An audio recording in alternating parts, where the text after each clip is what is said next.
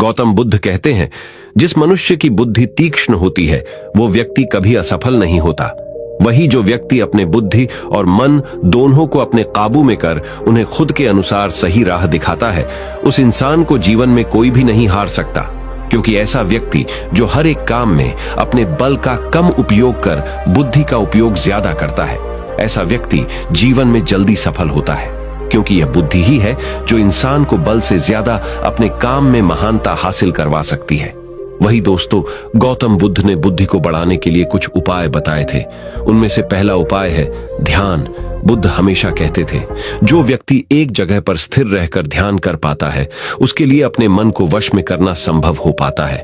जब कोई इंसान ध्यान में पूरी तरह लीन हो जाता है और उसके मन में अलग अलग प्रकार के विचार आना बंद होते हैं, उस वक्त वो इंसान खुद की अंतरात्मा के साथ अपने विषय पर बातें करना शुरू कर देता है।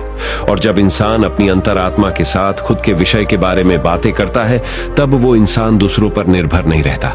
बुद्धि का कम चलने का सबसे महत्वपूर्ण कारण तो ये है कि जिस भी व्यक्ति को लगता है कि उसकी बुद्धि कम चलती है, ऐसा व्यक्ति दूसरों पर निर्भर होता है। जो उस इंसान के मित्र या सगे संबंधी उसे करने के लिए कहते हैं, वो व्यक्ति उसी के अनुरूप कार्य करता जाता है।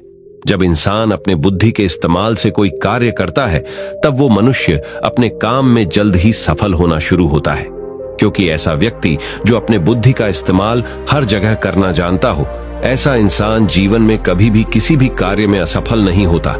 बुद्धि को अगर तेज करना है तो उसका सबसे पहला और महत्वपूर्ण उपाय है ध्यान। ध्यान करने के शुरुआती दिनों में आपका मन बार बार भटकेगा, लेकिन अपने भटकते हुए मन को आप जैसे जैसे अपने काबू में लाना शुरू करोगे, वैसे वैसे आपकी बुद्धि पहले से ज्यादा तीक्ष्ण होना शुरू होगी। बुद्धि की कमजोरी का सबसे बड़ा कारण इंसान का मन होता है। जब कोई व्यक्ति अपने काम को करने के लिए बुद्धि का उपयोग करना चाहता है, तब उसका मन उसे अपना काम करने नहीं देता। एक ही समय में मन में बार बार बहुत सारे विचार आना और मन पर काबू ना होना, इस चीज को आप ध्यान के जरिए से पूरी तरह से अपने काबू में ला सकते हो।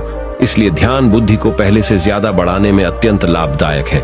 ध्यान के बाद बुद्धि को बढ़ाने में सबसे सहायक चीज अन्न को कम मात्रा में ग्रहण करना है।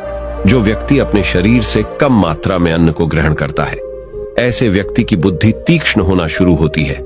जब शरीर के अंदर अन्न ज्यादा बढ़ जाता है, तब उस इंसान की बुद्धि और शरीर दोनों ही तेजी से चलना बंद कर देते हैं, जिसका कारण सिर्फ एक है, वो है शरीर में अन्न का जमाव। शरीर में जितना कम अन्न, उतना ज्यादा शरीर की हलचल होना संभव हो पाता है। जब शरीर की हलचल होती है, तभी इंसान अपनी बुद्धि को भी तेजी से बढ़ा पाता है, क्योंकि हमारे पेट और बुद्धि का कनेक्शन एक दूसरे से जुड़ा हुआ होता है। ऐसे में हम खाना तो ज्यादा मात्रा में खा लेते हैं, लेकिन उस अन्न का पेट में ठीक तरीके से पाचन नहीं होता। जब अन्न का पाचन पेट में ठीक से नहीं होता, तब पेट में अटका हुआ खाना हमारे मस्तिष्क पर बोझ की तरह असर करता है। इसलिए हमें हर महीने में कम से कम 3 बार तो उपवास रखना जरूरी होता है। आयुर्वेदा में उपवास को शरीर की सारी बीमारियों को दूर करने का एक मंत्र बताया गया है।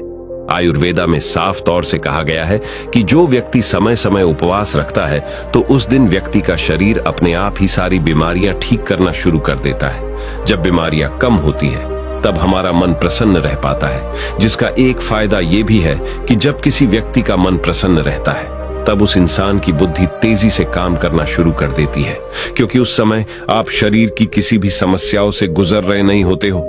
इसलिए आपकी बुद्धि अपने काम पर ज्यादा ध्यान लगा पाती है। अब बुद्धि को तेज करने का तीसरा उपाय है आलस को खत्म करना। गौतम बुद्ध हमेशा कहते थे, इस संसार में ऐसा कोई भी प्राणी मौजूद नहीं है जिसे अपना कार्य न करना पड़ता हो। हाँ, लेकिन बहुत सारे व्यक्ति ऐसे जरूर होते हैं जिनके आलस के कारण वो अपना काम करने में पूरी इच्छा नहीं दिखाते। आलस आने का सबसे पहला उपाय तो कम खाना है।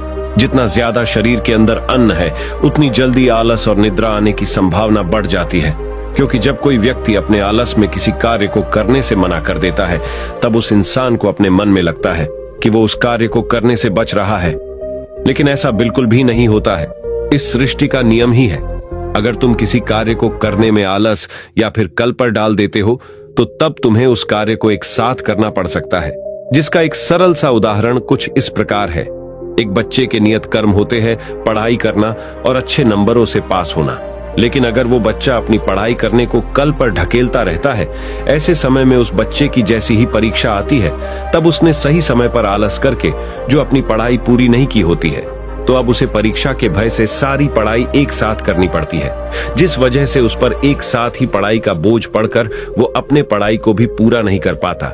यही कारण है हर व्यक्ति को अपने कार्य को सही समय पर करना बहुत जरूरी होता है। ऐसा समय जीवन में कभी नहीं आता है जब किसी व्यक्ति को अपने काम को करने की जरूरत नहीं होती। चाहे कितना ही बड़े से बड़ा इंसान हो, सबको अपने कार्य को करना पड़ता ही है। यही इस सृष्टि का नियम है। ये वही दोस्तों गौतम बुद्ध के जीवन में घटित एक कहानी से आपको अपने बुद्धि और मन की आत्मिक शक्ति को कैसे बढ़ाना है, इस बात का पूरा ज्ञान मिलेगा। तो चलिए जानते हैं उस कहानी के बारे में। एक बार बुद्ध एक गांव से गुजर रहे थे, लेकिन उस गांव में लोगों के बीच गौतम बुद्ध को लेकर गलत धारणा थी, जिस कारण वो बुद्ध को अपना दुश्मन मानते थे। जब उस गांव में बुद्ध आए तो गांव वाले उन्हें बहुत भला बुरा कहने लगे और बदुआएं देने लगे। लेकिन इसके बावजूद भी बुद्ध गांव वालों की बात शांति से और मुस्कुराकर चुपचाप सुनते रहे। गांव वालों ने देखा कि उनकी बातों का बुद्ध पर कोई असर नहीं हो रहा है और वे विनम्रता से उनकी बातें सुन रहे हैं।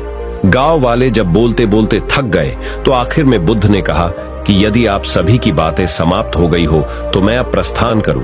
बुद्ध की बात सुनकर गांव वाले हैरान रहे, लेकिन उस भीड़ में एक व्यक्ति ने बुद्ध से कहा कि हमने तुम्हारी कोई प्रशंसा नहीं की है, हम तुम्हें बधुआएं दे रहे हैं, क्या तुम्हें इससे कोई फर्क नहीं पड़ता? बुद्ध मुस्कुराते हुए बोले, जाओ, मैं आपकी गालियां या बद्दुओं को लेता ही नहीं। आपके द्वारा दी गई गालियों से भला मेरा क्या होगा? जब तक कि मैं आपकी गालियों को स्वीकार ही नहीं करता, इसका कोई परिणाम ही नहीं होगा। जानते हैं, कुछ दिन पहले एक व्यक्ति ने मुझे बहुत सारे उपहार दिए, लेकिन मैंने उसे लेने से मना कर दिया। जब मैं लूंगा ही नहीं तो कोई मुझे कैसे दे पाएगा?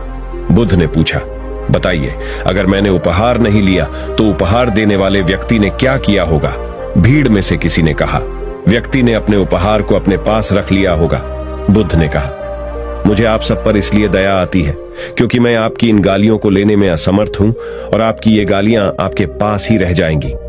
बुद्ध इस कथा के माध्यम से अपने बुद्धि का सही तरीके से उपयोग कैसे करना है, ये बतलाते हैं। जीवन में कोई भी समस्या हो, लेकिन हमें उस समस्या को अपनी बुद्धि के मदद से आसानी से हल करने से वो समस्या